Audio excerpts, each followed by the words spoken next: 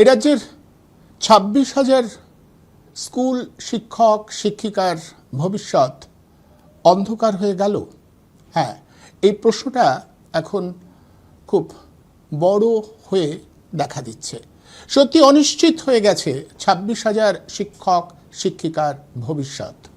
যে যাই বলুক, এটা সৌজন্যে রাজ্যের শিক্ষা দপ্তর, আমাদের রাজ্য সরকার।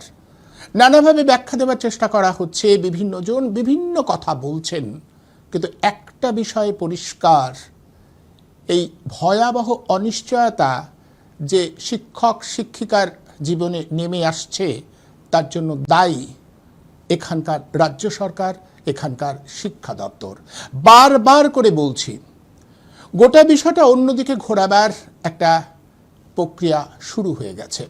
কিন্তু এই যে যারা বসে রয়েছেন, অনিশ্চয়তার প্রহর গুনছেন, তারাও ভাবছেন যদি রাজ্য সরকারকে পাশ কাটিয়ে অন্যভাবে অন্যদিকে আক্রমণটা ঘুরিয়ে দেওয়া যায়, যদি বলা যায় যে এই মামলাটা যারা করেছেন সেই বিকাশ রঞ্জন ভট্টাচার্য এবং তার সহযোগীরা যেভাবে এই মামলাটা নিয়ে দিনের পর দিন তদারকি করেছে, তার ফলেই তাদের জীবন জুড়ে এমন অনিশ্চয়তা নেমে এসেছে, তাহলে আসলে নিজেদের প্রতারণাটাকে তারা প্রবোধ দিতে চাইছে বলেই আমরা বলবো। এর আগেও বলেছিলাম, আবারও বলছি, বিকাশ রঞ্জন ভট্টাচার্যের অবস্থান যদি ভুল হয়ও, তাহলেও এখানে মূল শত্রু বা মূল টার্গেট কখনোই বিকাশ রঞ্জন ভট্টাচার্যরা নয়, রাজ্য সরকার। রাজ্য সরকারই এই এতগুলো ছেলে মেয়ের ভবিষ্যৎ অনিশ্চিত করে দিয়েছে। শিক্ষা দপ্তর এখনো পর্যন্ত সুপ্রিম কোর্টের যা পর্যবেক্ষণে জানিয়েছেন যে এখনো রাজ্য সরকার কে আসল কে নকল তার কোনো নথি জমা দিতে পারেনি, নির্ধারণ করে দিতে পারেনি। সবাই দুর্নীতিগ্রস্ত হয়ে চাকরি নিয়েছে এমনটা ঠিক নয়, এটা বলা হচ্ছে। যেমন বিকাশ রঞ্জন ভট্টাচার্যর তরফ থেকে যে তথ্য নথি দেওয়া হয়েছে, তাতেও আমরা দেখছি যে বিকাশ রঞ্জন ভট্টাচার্য এবং তার সহযোগী আইনজীবীরা যে তথ্য পরিসংখ্যান পেশ করেছে, তাতে দেখা যাচ্ছে 10,750 জন অবৈধভাবে চাকরি পেয়েছে। প্রশ্ন তো উঠবেই যে 10,750 জন যদি 26,000-এর মধ্যে অবৈধভাবে চাকরি পেয়ে থাকে, তার নথি যদি বিকাশ রঞ্জন ভট্টাচার্য এবং তার সহযোগীরা পেশ করে থাকেন, তাহলে অন্য যারা তারা নিশ্চয়ই বৈধভাবে চাকরি পেয়েছে, তাদের চাকরি চলে যাবে কেন? এখানেই একটা প্রশ্ন হচ্ছে, রাজ্যের এসএসসি মানে শিক্ষা দপ্তর যারা শিক্ষক শিক্ষিকা নিয়োগ করেছিলেন, তারা একটা তথ্য দিচ্ছে সুপ্রিম কোর্টকে তারা জানাচ্ছে যে মাত্র 5,885 জন অবৈধভাবে চাকরি পেয়েছে। তাহলে প্রশ্ন যে তাহলে বাকি যারা, অর্থাৎ এই 5,485 জনের বাইরে যারা, তারা সবাই বৈধভাবে চাকরি পেয়েছে, তার নথি এসএসসির হাতে আছে তো? মজার ব্যাপার কি জানেন, যে এসএসসি তারপরেও সেই নথি সুপ্রিম কোর্টকে দিতে পারেনি। সুপ্রিম কোর্টের বিচারপতি সঞ্জীব খান্না এবং তার সঙ্গে যিনি রয়েছেন, তারা বারবার করে বলছেন আপনারা নথি দিন, প্রমাণ দিন যে এরা সঠিকভাবে চাকরি পেয়েছে, কিন্তু কোনো নথি রাজ্য শিক্ষা দপ্তর দিতে পারছে না, বরং তারা একটা ধোঁয়াশা রাখছে। কীরকম ধোঁয়াশা বলুন তো? যেমন ধরুন, গতকাল সুপ্রিম কোর্টে রাজ্যের পক্ষ থেকে যিনি আইনজীবী হিসেবে লড়ছেন, তিনি জানিয়েছেন 5,885 জন অবৈধভাবে চাকরি পেয়েছে। তাহলে কি সবাই ঠিক? তার উত্তরে তিনি কি বলছেন না, সবাই ঠিকভাবে চাকরি পেয়েছে এটা বলছি না, কারণ ওএমআরসি বা উত্তরপত্রে যাদের অসামঞ্জস্য রয়েছে সেটা দেখা হচ্ছে, অর্থাৎ প্রক্রিয়াটা এখনো চালু রয়েছে চিহ্নিতকরণের, যে কাদের উত্তরপত্রে সামঞ্জস্য নেই তাদের চিহ্নিত করবার প্রক্রিয়া চলছে। ভারী চমৎকার কথা। ঠিক এই কথাটা ভালো করে খেয়াল করুন। এটা বলছে রাজ্য সরকারের শিক্ষা দপ্তর থেকে, এটা জানানো হচ্ছে যে 5,485 জন অবৈধভাবে চাকরি পেয়েছে, তারা শনাক্ত করেছে, কিন্তু তার বাইরে সবাই ঠিক, তার উত্তরও দিতে পারছে না। বলছে না, এখনও প্রক্রিয়া চলছে, তো উত্তরপত্রে যাদের অসামঞ্জস্য রয়েছে তাদের চিহ্নিত করবার কাজ রাজ্যের শিক্ষা দপ্তর এখনও চালাচ্ছে। তাহলে কি দাঁড়ালো? তাহলে এই 26,000-এর মধ্যে কে ঠিক কে ভুল তার সঠিক উত্তর কি রাজ্যের শিক্ষা দপ্তর বা এসএসসি দিতে পারলো? উত্তর না, দিতে পারলো না। আর দিতে পারলো না বলি দেশের সর্বোচ্চ ন্যায়ালয়ের পর্যবেক্ষণ হচ্ছে আমরা আবারও চেষ্টা করব পৃথকীকরণ করবার কোনো প্রক্রিয়া আছে কিনা দেখবার, কারণ শুনানি শেষ হয়ে গেছে, তারপরে তারা রায় জানিয়ে দেবে। আপাতত আমাদের যা মনে হচ্ছে এই 26,000-এর ভবিষ্যৎ অনিশ্চিত হয়ে যাবার মুখেই পড়ল। এবার চাপানো তো শুরু হয়েছে তারপর থেকেই, কারণ আক্রমণের বর্ষামুখটা যদি অন্যদিকে ঘুরিয়ে দেওয়া যায় তাহলে রাজ্য সরকার রেহাই পেতে পারে। কারণ টাকা নিয়ে কোটি কোটি টাকা তো খেয়েছে রাজ্য শিক্ষা দপ্তর। এখানকার রাজ্য সরকার দুর্নীতি করেছে, দুর্নীতি করে তারা কোটি কোটি টাকা খেয়েছে, এতগুলো ছেলে মেয়ের ভবিষ্যৎ অনিশ্চিত করে দিয়েছে। এর প্রধান দায় রাজ্য সরকারের, রাজ্যের শিক্ষা দপ্তরের। এখনো জেলে রয়েছেন অনেকে, কিন্তু মুশকিল হচ্ছে এরা এর পরেও লজ্জা না পেয়ে অবস্থাটা ঘুর পথে গুলিয়ে দেওয়ার চেষ্টা করছে। যেভাবে আসল আর নকল গুলিয়ে দিয়েছে, এবার চাকরি চলে যাওয়ার জন্য কে দায়ী সেটা নিয়েও এরা একটা খেলা খেলতে শুরু করেছে। এতগুলো শিক্ষক শিক্ষিকা রয়েছেন যাদের জীবন জুড়ে অনিশ্চয়তা নেমে আসছে। এটা তো ঘটনা, কেউ না কেউ তো ন্যায্য পথে চাকরি পেয়েছেন, যোগ্যতার প্রমাণ দিয়ে চাকরি পেয়েছেন, তাদের জীবনে তো ভয়ঙ্কর ভয়াবহ একটা অনিশ্চয়তা নেমে আসবার মুখে। এর জন্য দায়ী কে? এর জন্য দায়ী রাজ্য সরকার, প্রধানত রাজ্য সরকার, রাজ্য শিক্ষা দপ্তর। রাজ্য শিক্ষা দপ্তরের দায়টা নিতে হবে। আমরা তো দেখেছি মাত্র কয়েকদিন আগে কিভাবে এইসব শিক্ষক শিক্ষিকাদের উপরে চড়াও হয়েছে রাজ্যের পুলিশ প্রশাসন। কি চেয়েছিল এইসব শিক্ষক শিক্ষিকারা? তারা চেয়েছিলেন যে আমরা আমাদের প্রশাসনিক প্রধানের সঙ্গে কথা বলবো, অন্তত সুপ্রিম কোর্টে যে শুনানি চলছে তার পরিপ্রেক্ষিতে রাজ্য সরকারের তরফে তারা একটা প্রতিশ্রুতি চেয়েছিলেন। তারা রাজ্যের প্রশাসনিক প্রধানকে এটা জানাতে চেয়েছিলেন যে আমরা গিয়ে তাদের বলবো যে আপনারা সঠিক তথ্যটা রাখুন যাতে আমাদের সঠিকভাবে চাকরি পাওয়ার বিষয়টা পরিষ্কার হয়ে যায়। এটাই তারা বলতে চেয়েছিলেন, কিন্তু তাদের যেতে দেওয়া হয়নি। তাদের ধরপাকড় করা হয়েছে, মহিলাদের টেনে হিচড়ে পুলিশের ভ্যানে তোলা হয়েছে, তারপরে তাদের কিছুক্ষণ আটকে রাখা হয়েছিল। কেন করা হলো এসব? করা হলো কারণ সদুত্তরটা রাজ্য সরকারের কাছে নেই। রাজ্য সরকার যে ভয়ঙ্কর অপরাধ করেছে সেই অপরাধটা চাপা দেবার জন্য নানা রকম ফন্দি ফিকির ওরা এখন বার করবার চেষ্টা করছে। প্রথমত গোটা বিষয়টা গুলিয়ে দেওয়ার চেষ্টা যে এই মামলাটা যদি না হতো তাহলে আসল নকল জানা যেত না। অর্থাৎ যে ছেলেপিলেরা একদম চাকরি পায়নি, যারা যোগ্যতা থাকা সত্ত্বেও বঞ্চিত হয়েছে, যারা এখনো রাস্তায় বসে রয়েছে, দিনের পর দিন যারা রাস্তায় বসে থাকছে, তাদের বিষয়টা না ভাবলেও চলতো। এই যে দুর্নীতি করে যারা চাকরি পেয়েছে তারা দিনের পর দিন চাকরি করে যেত। কেন মামলাটা করা হলো? মামলাটা না করলে তো এই বিষয়টা সামনে আসতো না, রাজ্য সরকারের এভাবে মুখ পুড়তো না। সুতরাং মামলাটা যারা করেছে তারাই আসল দায়ী।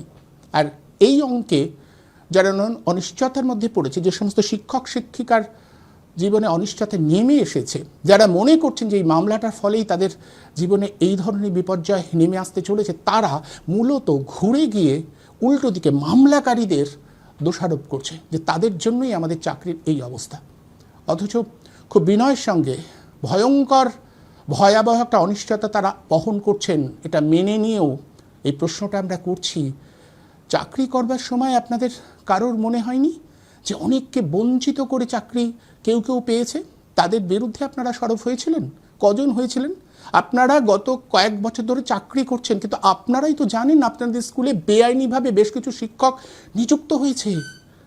তারা অন্যায় অবৈধভাবে চাকরি পেয়েছেন, আপনারা তো জানতেন। যারা সঠিকভাবে চাকরি পেয়েছেন তারা তো জানতেন। তারা প্রতিবাদ করেছিলেন, বলেছিলেন যে এই অনৈতিক অন্যায়ভাবে চাকরি যারা পেয়েছেন তাদের চিহ্নিত করতে হবে।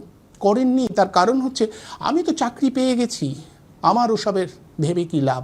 আর ভাবুন তো, যারা যোগ্যতা থাকা সত্ত্বেও চাকরি বিক্রি হয়ে যাওয়ার জন্য রাজ্য শিক্ষা দপ্তর কোটি কোটি টাকায় চাকরি চুরি করবার ফলে যে ছেলেমেয়েরা রাস্তায় বসে রয়েছে, যারা চাকরিটা পায়নি, দিনের পর দিন তারা কখনো মাথা ন্যাড়া করেছে, প্রবল শীতে গা আলগা করে প্রতিবাদে সামিল হয়েছে, প্রতীকী প্রতিবাদ করেছে, তাদের কথা কজন ভেবেছেন?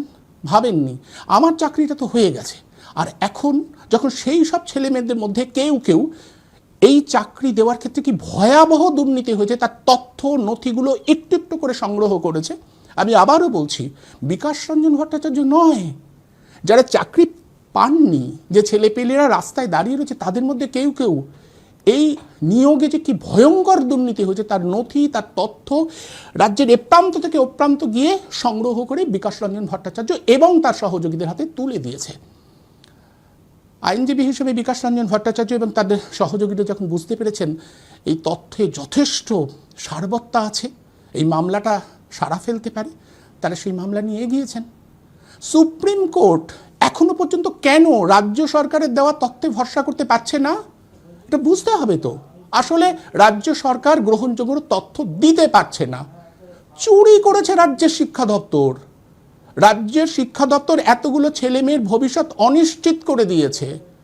যারা যোগ্যতার পরিচয় দিয়ে চাকরি পেয়েছেন তাদের যে অনিশ্চয়তার মধ্যে পড়তে হয়েছে, তাদের পরিবার যে অনিশ্চয়তার মধ্যে পড়েছে, তার জন্য দায়ী রাজ্যের শিক্ষা দপ্তর, রাজ্যের সরকার। এটা বুঝতে হবে, সরকারের দিকে আঙুলটা তুলতে হবে। যদি মনে করেন সরকারের দিকে আঙুল তুলব না, এই মামলাটা হওয়ার জন্যই দায়ী, তাহলে আপনারা অপরাধ করছেন সেই সব ছেলেপিলেদের প্রতিও যারা যোগ্যতা থাকা সত্ত্বেও দুর্নীতি হওয়ার জন্য চাকরিটা পায়নি। একবার ভেবেছেন তাদের কথা? ভাববেন না? আপনাদের জন্য আমরা সহানুভূতি দেখাচ্ছি। আপনারা বারবার করে বলছেন যে আমরা যোগ্যতার পরিচয় দিয়ে চাকরি পেয়েছি, মেনে নিচ্ছি আমরা, কিন্তু তারপরেও তো প্রশ্ন করতে হবে, যারা যোগ্যতা থাকা সত্ত্বেও চাকরি পেল না তাদের জন্য আপনারা কি অবস্থান নিয়েছেন, কি করেছেন? বারবার এই প্রশ্নটা আমি তুলেছি। আমি জানি আজ যারা অনিশ্চয়তায় ভুগছেন তারা আমার এই কথাগুলো খুব পছন্দ করবেন না। তাদের মনে হবে এই তো ঘুরিয়ে দিচ্ছে, কারণ তাদের টার্গেট তো বিকাশ রঞ্জন ভট্টাচার্য। আমি আবারও বলছি, আপনাদের বিরুদ্ধে আমার কোনো অভিযোগ নেই। আপনারা সত্যি যোগ্যতার পরিচয় দিয়ে যারা চাকরি পেয়েছেন তাদের চাকরিটা থাকা উচিত, আমরা এটা মনে করি, কিন্তু আপনারা ভুল জায়গায় আক্রমণ করছেন। আপনাদের আক্রমণের লক্ষ্য হওয়া উচিত রাজ্য সরকার, প্রথমত রাজ্য সরকার, দ্বিতীয়ত রাজ্য সরকার এবং তৃতীয়ত রাজ্যের শিক্ষা দপ্তর, দুর্নীতিগ্রস্ত শিক্ষা দপ্তর, দুর্নীতিগ্রস্ত শিক্ষা দপ্তরের সমস্ত আধিকারিক এবং প্রশাসনের মাথায় যিনি বসে রয়েছেন, যিনি বারবার মিথ্যা প্রতিশ্রুতি দিয়েছেন, সেই মুখ্যমন্ত্রী গোটা বিষয়টার জন্য দায়ী। আপনারা যদি সেই বিষয়টা ভুলে গিয়ে অন্য জায়গায় বর্ষাফলক ঘুরিয়ে দেন না, তাহলে রাজ্য সরকার মুচকি হাসবে। ওটাই চাইছে এখানকার শাসক দল, দুর্নীতিগ্রস্ত আপাত মস্তক একটা দুর্নীতিগ্রস্ত সরকার, সেটাই চাইছে। ফলে আপনাদের বুঝতে হবে, এই দুর্নীতিগ্রস্ত সরকারের প্রতি যদি ফুঁসে উঠতে না পারেন, যদি সেটি আবেদন আর নিবেদনে মগ্ন থাকেন, ভয়ঙ্কর বিপদ। আবারও বলছি, এই যে ছেলেপিলেগুলোর চেহারা দেখছি, হতাশা, চরম হতাশা নেমে এসেছে। সত্যি তো, এতদিন চাকরি করবার পরে এখন যদি চাকরিটা অনিশ্চয়তার মুখে পড়ে, যন্ত্রণা কষ্ট তো হবেই। কেউ তো যোগ্যতার পরিচয় দিয়ে চাকরি পেয়েছেন, সেই যোগ্যতার ভিত্তিটা কেন দেখাতে পারছে না রাজ্য শিক্ষা দপ্তর? কেন তাদের কাছে এই নথি বা তথ্য থাকবে না? এটাই তো প্রশ্ন। যারা যোগ্যতার ভিত্তিতে চাকরি পেয়েছেন, যারা অবৈধভাবে চাকরি পেয়েছেন, তাদের একটা পরিসংখ্যান বা তথ্য দেওয়া হচ্ছে, কিন্তু তারপরেও তারা বলছেন যে উত্তরপত্রে যাদের অসামঞ্জস্য রয়েছে তাদের চিহ্নিত করবার কাজ চলছে। এ কথাটার মানে কি? এ কথাটার মানে এখনও সবাইকে চিহ্নিত করা যায়নি, অর্থাৎ প্রসেসটা বা পদ্ধতিটা চলছে। তাই যদি চলে তাহলে সুপ্রিম কোর্টের বিচারপতিরা জানতে চেয়েছে কবে শেষ হবে। তাহলে এই যে তথ্য দিচ্ছেন এটা সারবত্তা কোথায়? এটাকে মানব কী করে আমরা? এখানেই সমস্যা। অর্থাৎ সুপ্রিম কোর্টের যারা বিচারপতি তারা এখনও পর্যন্ত ভরসা রাখতে পারছেন না রাজ্যের নথি তথ্যের উপরে। তারা পর্যবেক্ষণ জানিয়েছেন যে যদি ঠিক না করা যায় তাহলে পুরো প্যানেল বাতিল করবার দিকেই তাদের যেতে হবে। ভয়ঙ্কর একটা সিদ্ধান্ত, কিন্তু এমনটাই তো হতে চলেছে আমাদের রাজ্যের শিক্ষা দপ্তর, আমাদের রাজ্যের সরকারের সৌজন্যে। এটা মেনে নিয়ে প্রতিবাদ আর প্রতিরোধের বলয়টা দৃঢ় করতে হবে। যারা যোগ্যতার পরিচয় দিয়ে চাকরি পেয়েছেন তাদের মনে রাখতে হবে, লড়াইটা আপনাদের দৃঢ় করতে হবে রাজ্য সরকারের বিরুদ্ধে। এই দুর্নীতির প্রধান অংশী রাজ্য সরকার, রাজ্যের শিক্ষা দপ্তর, তাদের কাছ থেকে ছিনিয়ে আনতে হবে। বিকাশ রঞ্জন ভট্টাচার্যের কথায় সুপ্রিম কোর্ট চলে না, সুপ্রিম কোর্ট তথ্য আর নথির উপর চলে। যে তথ্য নথি সুপ্রিম কোর্টের হাতে জমা পড়েছে তার ভিত্তিতেই তারা সিদ্ধান্ত নিচ্ছেন যে চাল আর কাকড় আলাদা করা যাচ্ছে না। যদি আলাদা না করা যায় উদাহরণ আছে, অন্যান্য রাজ্যের উদাহরণ আছে, প্যানেল বাতিল করে দেওয়ার উদাহরণ। ব্যতিক্রম রায় দিতে হলে অনেক রকম ভাবতে হয়। সুপ্রিম কোর্টের বিচারকরাও খুব খুশি হবেন না পুরো প্যানেলটা বাতিল করে দিলে, তাদের উপায় নেই। যেভাবে এখানকার হাইকোর্টের বিচারপতি বাতিল করে দিয়েছিলেন, তিনিও বলেছিলেন তার উপায় ছিল না, কোনো তথ্য রাজ্যের শিক্ষা দপ্তর বা রাজ্য সরকার হাজির করতে পারেনি, ইচ্ছা করেই তারা এটা করেনি, চুরিটা তারা করেছে। ফলে এই চুরির বিরুদ্ধে গর্জে উঠবার জন্য সর্বস্তরের শিক্ষার সাথে যারা জড়িত তাদের দায় আছে।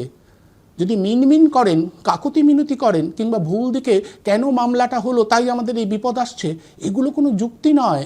ভয়ঙ্কর বিপদের মুখোমুখি আপনারা, ভয়ঙ্কর ভয়াবহ একটা বিপদের মুখে। আমি দেখছিলাম কিছু কিছু ইউটিউব চ্যানেলকে তৈরি করা হয়েছে, উল্টো দিকে ঘুরিয়ে দিয়ে ওখানে ওয়াই চ্যানেলে যাচ্ছেন তারা, বিকাশ রঞ্জন ভট্টাচার্যের নামে নানা ধরনের কথাবার্তা বলছেন। এগুলো তৈরি করা হচ্ছে, রাজ্যের শাসক দল তৈরি করে এই সমস্ত ইউটিউব চ্যানেলগুলোকে পাঠাচ্ছে। লাভ হবে না, কোনো লাভ হবে না, কোনো সুরাহা হবে না। আবারও বলছি, দায়ী রাজ্যের শিক্ষা দপ্তর, রাজ্যের দায়িত্বে যিনি রয়েছেন সেই প্রধান প্রশাসনিক গোটা বিষয়টার জন্য দায়ী। আক্রমণের বর্ষাফলক সেদিকে নিক্ষিপ্ত করুন। যদি আক্রমণটা অন্যদিকে ঘুরে যায়, ফায়দা লুটবে রাজ্য সরকার। বারবার এটাই করেছে, আক্রমণের বর্ষাফলক অন্যদিকে ঘুরিয়ে দিচ্ছে। আমরা তো দেখেছি আরজি করে এখন কি হচ্ছে, আক্রমণের বর্ষাফলকটা ঘুরিয়ে দেওয়ার চেষ্টা হচ্ছে। যার অপদার্থতায় গোটা ঘটনাটা ঘটলো তিনিই ফাঁসি চাই বলে সামনে চলে এলেন, এবং ওনার পো ধরা কিছু লোকজন রয়েছেন, তারা রাস্তায় নেমেই পড়েছেন। তারা বলছেন শাস্তি তো হয়ে গেছে, যাবজ্জীবন কারাদণ্ড তো হয়ে গেছে, সব কিছু তো শেষ হয়ে গেছে, আবার কিসের বিচার? অনেক কিছু প্রশ্ন তো থেকে গেছে, সাদা চোখে দেখা যাচ্ছে, সেগুলোকে আড়াল করবার চেষ্টা করা হচ্ছে। রাজ্য সরকার নানা ধরনের সুযোগ সুবিধা দিয়ে কতগুলো দালাল তৈরি করছে, দালাল, সেই দালালগুলোকে রাস্তায় নামিয়ে দিচ্ছে। আর আপনারাও যদি সেই পথে হাঁটেন, বিপদটা বাড়বে। তাই কে শত্রু আগে চিহ্নিত করুন, প্রধান শত্রুকে চিহ্নিত করাটা খুব দরকার। যদি এইভাবে করতে থাকেন, আপনাদের অনিশ্চয়তা আরও বাড়বে। রাজ্য সরকারের সাথে আপোষ করে কিচ্ছু পাবেন না, কিচ্ছু না। রাজ্য সরকার কিচ্ছু করতে পারবে না। বিচার বিভাগ যদি রায় দিয়ে দেয়, কিচ্ছু করার থাকবে না। আমি গোটা বিষয়টা বুঝবো কোথায় দাঁড়িয়ে রয়েছে। আমার সাথে আলোচনার জন্য রয়েছেন, একটা প্রশ্ন আমার বারবার জাগছে যে সমস্ত শিক্ষক সমাজ এই বিষয়টা নিয়ে কী ভাবছে, কেন তারা একত্রিত হয়ে বলছে না যে ভয়ঙ্কর দুর্নীতি রাজ্য সরকার করেছে? যারা যোগ্য তাদের চাকরি তো অবশ্যই থাকা উচিত, কিন্তু সেটা নিশ্চিত করবে দায়িত্ব কার? রাজ্য সরকারের, রাজ্যের শিক্ষা দপ্তরের। কেন সবাই মিলে রাজ্যের শিক্ষা দপ্তরের উপরে এই চাপটা তৈরি করা যাচ্ছে না? নাকি শিক্ষকরাও মনে করছে কে ঠিক কে ভুল বোঝা যাচ্ছে না, সবাই বলছে আমি যোগ্যতার মাপকাঠি মেনে চাকরি পেয়েছি? শিক্ষকরা এই অনিশ্চয়তার মধ্যে ভুগছে। আমি জানতে চাইব, আমার অনুষ্ঠানে আজকে একজন শিক্ষিকাকে আমি আমন্ত্রণ জানিয়েছি, তার কাছে জানতে চাইব। আর একজন আইনজীবীও আমার অনুষ্ঠানে রয়েছেন, আমি তার কাছেও গোটা বিষয়টা জানতে চাইব। আমি আসবো আজকে, আমার যারা দুজন অতিথি আছে তাদের কাছে আমি আসব। আমার সঙ্গে রয়েছেন সুনন্দিতা দেবনাথ, পেশায় স্কুল শিক্ষিকা, এবং আমার সঙ্গে রয়েছেন আনিসুর রহমান, পেশায় আইনজীবী। সমস্ত শিক্ষক সমাজ এই যে অনিশ্চয়তার মধ্যে ভুগছে, সমস্ত শিক্ষক সমাজ এদের পাশে এসে দাঁড়াবে, এদের সহায়তা করবে, এবং রাজ্যের যে ভয়ঙ্কর শিক্ষা দুর্নীতি হয়েছে সেটার বিরুদ্ধে গর্জে উঠবে। সেরকম কোনো প্রতিক্রিয়া আমরা দেখতে পাচ্ছি না, যেন সবাই বিচ্ছিন্ন, বিভাজিত। আদৌ কে যোগ্য কে অযোগ্য এই একটা সন্দেহ তো রয়েছে। তাছাড়াও শিক্ষকদের এমন একটা পেশা যারা কোনো, অধিকাংশ শিক্ষক সংগঠিত না, মানে তারা কোনো রকম শিক্ষক সংগঠনের সদস্যই না। অধিকাংশ শিক্ষক মূলত দুটি শিক্ষক সংগঠন শিক্ষকদের উচ্চ মানে মাধ্যমিক এবং উচ্চ মাধ্যমিক স্কুলগুলোতে আছে, একটা এবিটিএ আর একটা এসটিইএ। এবং এবিটিএ তে যে শিক্ষকরা যুক্ত আছেন সেই সংখ্যাটা অত্যন্ত কম, আর এসটিএ তে আরোই কম। এবং এই টোটাল মিলিয়ে সংখ্যাটা মানে অত্যন্ত নগণ্য, মানে বিভিন্ন স্কুলে স্কুলে শিক্ষকরা কোনো সংগঠনের সদস্যই না। অতএব তাদের মধ্যে যে একটা ঐক্যবদ্ধভাবে তাদেরকে রাস্তায় নামানোর আহ্বান দেওয়া, এইরকম কোনো মান্যতা কোনো শিক্ষক সংগঠনের নেই শিক্ষকদের মধ্যে। এবং শিক্ষকরা নিজেদের পেশার সাথে সমাজকে সেভাবে যুক্ত করতে পারেননি, এটা আমার মনে হয়। কারণ শিক্ষকরা শিক্ষকতা করতে যান, যেমন চিকিৎসকদের শিক্ষক গ্রুপগুলোতে প্রায়ই দেখা যায় যে ডাক্তারদের আন্দোলনে গোটা সমাজ তাদের পাশে দাঁড়াচ্ছে, শিক্ষকদের পাশে কেন নেই? আসলে ডাক্তারদের আন্দোলনে ডাক্তাররা লড়াই করছে শুধু নিজেদের পেশার জন্য না, ডাক্তাররা লড়াই করছে, চিকিৎসকরা লড়াই করছে, সেই লড়াইটা কিন্তু সমাজের স্বার্থে লড়াই করছেন। শিক্ষকদের এটা মনে রাখতে হবে। শিক্ষকরা যদি নিজেদের শুধুমাত্র নিজেদের ডিএ আন্দোলন বা নিজেদের চাকরি বাঁচানোর আন্দোলনের বাইরে যদি সমাজকে নিয়ে ভাবতেন, ছাত্রদের জন্য লড়াই করতেন, তাহলে নিশ্চয়ই সমাজকে পাশে পেতেন। এই কথাটা আমি ডিএ আন্দোলনের সময় থেকেই বলে আসছি। কারণ একটা নিজেদের পেশাগত দাবি দাবার জন্য, যেমন চিকিৎসকরা হসপিটালে রুগী দেখা বন্ধ করেননি, করতে পারেন না, ঠিক তেমনি শিক্ষকরাও নিজেদের পেশাগত দাবি দেওয়ার জন্য স্কুলে ধর্মঘট করবে, স্টুডেন্টরা এসে বসে থাকবে, এটার আমি পক্ষপাতী সেদিনও ছিলাম না। যেদিন ধর্মঘট হয়েছিল আমি ধর্মঘটে অংশ নেইনি। আমি ডিএ আন্দোলনের সাথে সহমত, কিন্তু ধর্মঘট কর্মসূচিটার আমি বিপক্ষে ছিলাম। এই নিয়ে আমার স্কুলে আমার সাথে সমস্ত শিক্ষিকাদের প্রচন্ড গন্ডগোল হয়েছে, এবং তারা সারাদিন স্কুলে আসলেন, এনজয় করলেন, সেলফি তুললেন, নানান রকম মজা করলেন, আনন্দ ফুর্তি করে দিন শেষে বাড়ি গেলেন। আন্দোলন কোথায়? এটাকে আন্দোলন বলবো? আমি এটাকে আন্দোলন বলতে পারি না। একদম। এখানে আমি শুনুন তো, আমি আরেকটা প্রশ্ন আমার আছে, সেটা হচ্ছে যে এই যে যারা শিক্ষক 2016 যারা চাকরি পেয়েছেন, তারা চাকরি পেয়েছেন এবং তারা তো জানতেন যে তাদের মধ্যে অনেকে আছে যারা অযোগ্য, অবৈধভাবে চাকরি পেয়েছে, এবং অনেকে যোগ্যতা থাকা সত্ত্বেও চাকরি পায়নি, যারা দিনের পর দিন রাস্তায় বসে রয়েছে। এই শিক্ষকদেরও কি নৈতিক দায়িত্ব ছিল না যে সে যেটা অনৈতিক হয়েছে, যেটা অবৈধভাবে চাকরিটা পেয়েছে, তাদের বিরুদ্ধে প্রথম থেকে সরব হওয়া? তাহলে হয়তো আজকে এই বিপদটা তাদের। আমার সব থেকে যেটা খারাপ লাগে, আমি টিচার্স গ্রুপগুলোতে তো তাদের বয়ান দেখেছি, যারা 2016 প্যানেলের চাকরিপ্রাপ্ত, তারা মনেই করেন না যে যারা বঞ্চিত তাদেরও কোনো অধিকার আছে। তারা এটা মনেই করেন না। একটা নিয়োগ দুর্নীতির ফলে যে তারা যেমন আজকে রাস্তায় অনিশ্চয়তার মধ্যে বসেছেন, তেমনি যে প্রচুর পরীক্ষার্থী যারা বঞ্চিত হয়ে রাস্তায় বসে আছেন, তাদের প্রতি তাদের বিন্দু মাত্র সহমর্মিতা নেই। টিচার্স গ্রুপগুলোতে তাদের যা বয়ান, তা থেকে আমি বলছি এটা।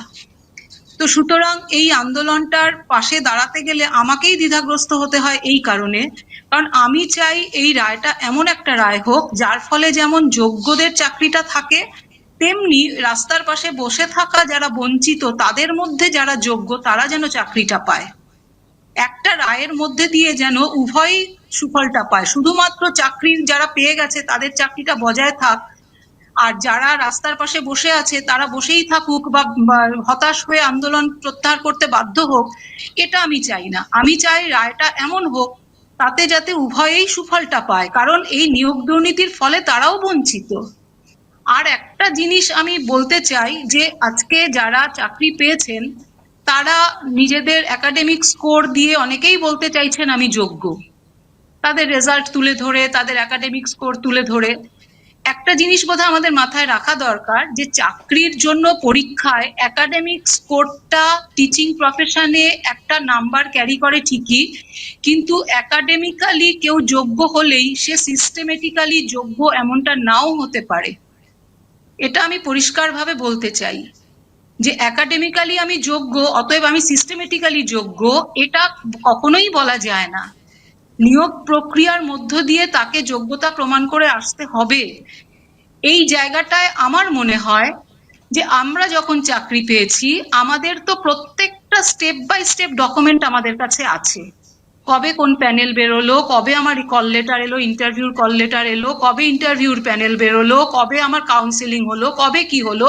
তার মানে এক্ষেত্রে তারাও পারে, মানে ব্যক্তিগতভাবে তারা মামলা করতে পারে যে আমি সঠিকভাবে চাকরি করেছি।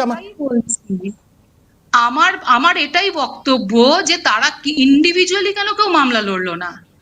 আমার যেমন ফর্ম ফিল আপ থেকে শুরু করে নিয়োগ জয়েন করা পর্যন্ত প্রত্যেকটা স্টেপের সমস্ত ডকুমেন্ট আমার কাছে আছে, আমি যে কোনো মুহূর্তে প্লেস করতে পারবো। তেমনি এনাদের মধ্যে যারা এভাবে সঠিক প্রক্রিয়ায় চাকরিটা পেয়েছেন, তারা কেন নিজেদের সমস্ত তথ্য নিয়ে ইন্ডিভিজুয়ালি মামলা লড়লেন না? তারা কেন সবাই মিলে একসাথে করতে গেলেন? মুড়ি মিছরিক এক হয়ে যাওয়ার মতো করে মামলাটা করতে গেলেন কেন? বিকাশ ভট্টাচার্য মামলা করেছেন, কি করেছেন না করেছেন তার সেই মামলার রায় তো স্বাভাবিকভাবেই যদি যোগ্য অযোগ্য আলাদা না করা যায় তাহলে তো সুপ্রিম কোর্ট কি করবে পরের কথা। যদি সত্যি বাতিল হয়, সত্যি সেটা খুব অনেকের জন্যই খুব দুঃখজনক হবে, আমাদের সকলের জন্যই সেটা খারাপই লাগবে। এটা তো 6 বছর 7 বছর চাকরি করার পরে কারো চাকরি চলে গেলে মর্মান্তিক পরিস্থিতি হয়, এটা আমরা বুঝছি, এটা সহানুভূতির প্রশ্ন। কিন্তু আইনের প্রশ্নটা আর সহানুভূতির প্রশ্নটা তো এক হতে পারে না। তো একদম। আমার সবসময় মনে হয়েছে যে ইন্ডিভিজুয়ালি মামলা লড়া প্রয়োজন ছিল, যেমন বঞ্চিতরা তাদেরও ইন্ডিভিজুয়ালি মামলা লড়া প্রয়োজন ছিল, এবং যারা চাকরি পেয়েছেন তাদেরও ইন্ডিভিজুয়ালি মামলা লড়া উচিত ছিল।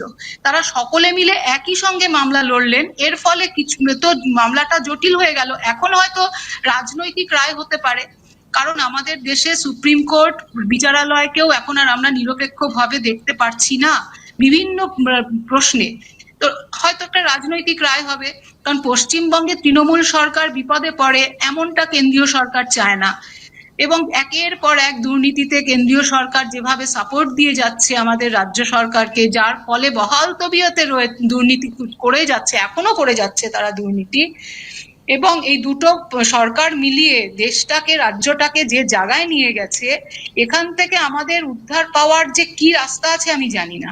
তো সেই কারণে হতে পারে সুপ্রিম কোর্ট একটা পলিটিক্যাল রায় দেবে, তৃণমূল সরকারকে বিপদে ফেলার মতো কোনো রায় দেবে না, তাই অতএব সকলের চাকরি যদি থেকে যায় আমি আশ্চর্য হব না, এবং তাতে অযোগ্যরাও চাকরিটা করবে, এটাই হবে। আর ওই ছেলে মেয়েগুলো বঞ্চিতরা বঞ্চিতই থেকে যাবে। অর্থাৎ রায়টা পলিটিক্যাল রায় হওয়ার সম্ভাবনা খুব বেশি বলে আমার মনে হয়, কারণ এই রায়টার উপর দিয়ে অনেক কিছু নির্ভর করছে।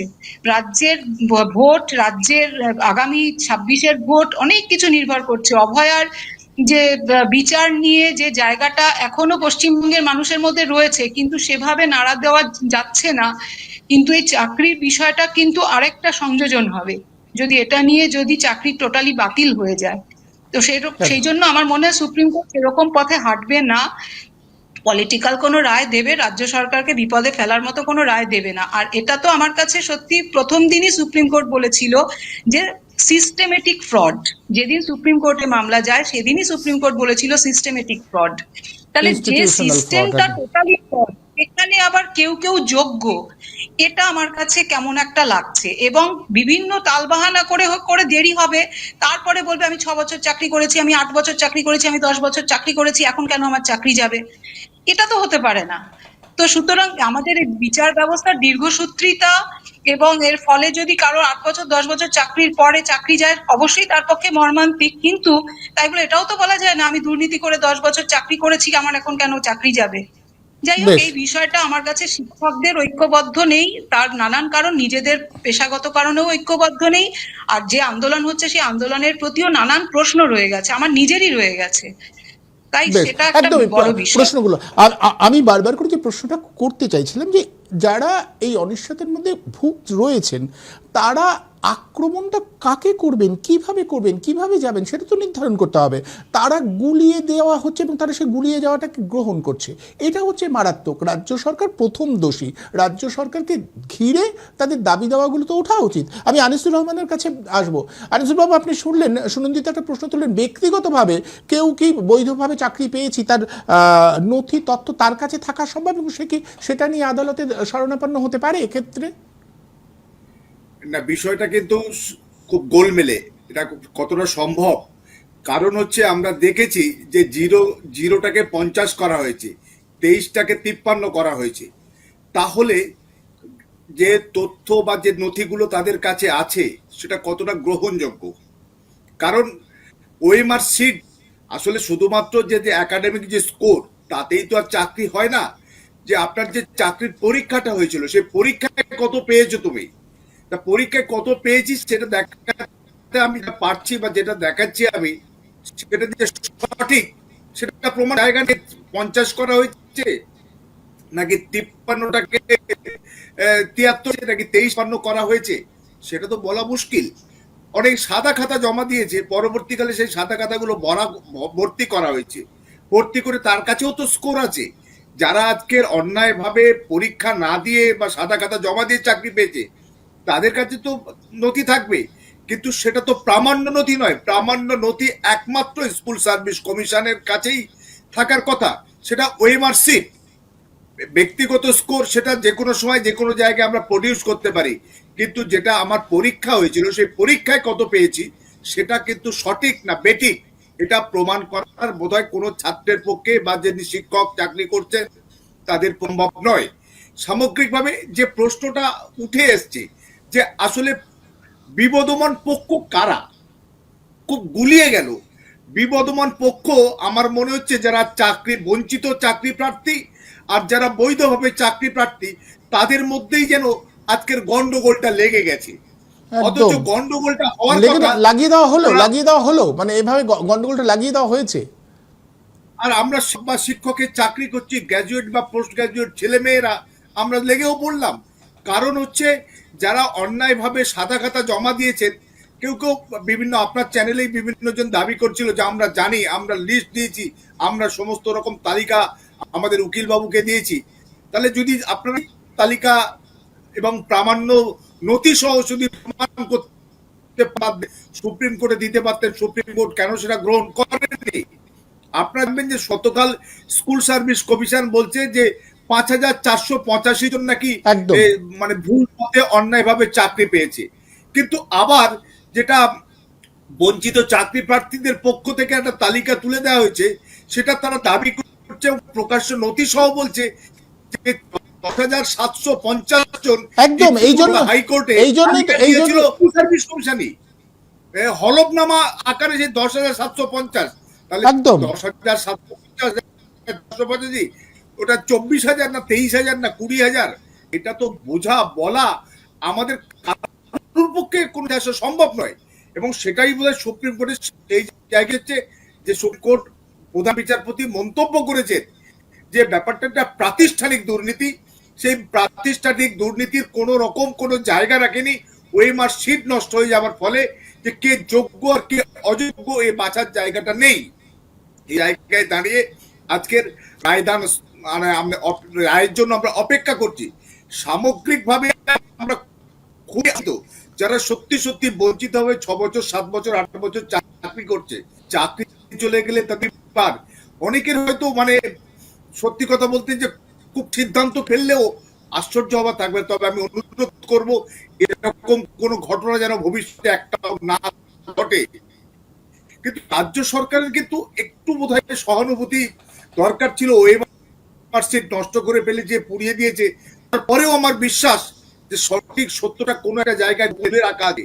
কিন্তু আসলে সেইটা যদি করে যে অনাভাবে চাকরির তালিকা 10,050 না 15,750 না 5,485, সেইটা তাহলে পিঠের চামড়া উঠে যাবে এবং লক্ষ্য কয়েক হাজার যে লেনদেন হয়েছে সেই লেনদেনটা ব্যাপারটা প্রকাশ্যে আসবে। উচিত সবার আগে কিন্তু যারা এই প্রাতিষ্ঠানিক দুর্নীতি করছে এই প্রতি সমস্ত ডালপালা সবকে খুঁজে বের করে আর্থিক জরিমানা দেওয়া দরকার, এবং সেটা কয়েক হাজার কোটি টাকা, যাতে তারা অনাদায়ে তাদের বাকি জীবনটাই যেন জেলে থাকতে হয়। এরকম একটা ব্যবস্থা করলে বাকিরা হয়তো মানে দুভাবে, যদি আজকে সবার চাকরি বাতিল হয়ে যায় তাহলে আজকে যদি 15,000 বা 10,000 জন যদি বৈধভাবে চাকরি করছে তাদের জীবনটাও কিন্তু ভয়ঙ্কর অনিশ্চয়তার মুখোমুখি পড়ে যাবে। আর নিয়োগ হচ্ছে না বছরের পর বছর। আজকে 11 সালে একটা নতুন সরকার, 11 আজকের 25, প্রায় এই দীর্ঘ সময়ে আজকে 14 বছরে দেখা যাচ্ছে কবার নিয়োগ হয়েছে, বেশিরভাগ সময় নিয়োগ হয়নি। অধিকাংশ স্কুলগুলো শিক্ষকহীনতায় ধুঁকছে, শুধু ভুগছে না ধুঁকছে।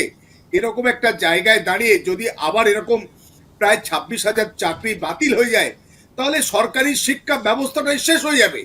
আর আমার বোধ হয় এই সরকারগুলো চায় সরকারি শিক্ষা ব্যবস্থাটা একদম সেটা একদম আমাদের, যেটা লিও টলস্টয় বলেছিল যে কোন যারা শোষক বাহিনী তারা কখনোই চায় না দেশে মানে মানুষ প্রকৃত শিক্ষায় শিক্ষিত হলে প্রকৃত শিক্ষায় শিক্ষিত হলে তাদের শাসন এবং কোনো থাকে না। সেরকম একটা জায়গায় যাচ্ছে যে সরকারি স্কুল আর থাকবে না, সরকারি স্কুলের প্রতি মানুষের ভরসা সব ভেবে মানুষ বেশ বাধ্য হবে। আর যারা পয়সায় এঁটে উঠতে পারবে না তাদের লেখাপড়ার হবে না, লেখাপড়ার যাওয়ার দরকার নেই তাদের।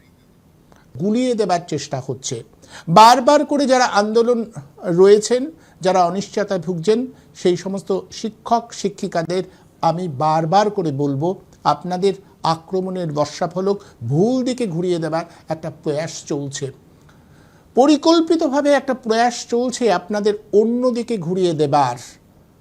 আপনাদের এই অনিশ্চয়তার জন্য প্রথমত দায়ী রাজ্যের শিক্ষা দপ্তর, রাজ্য সরকার।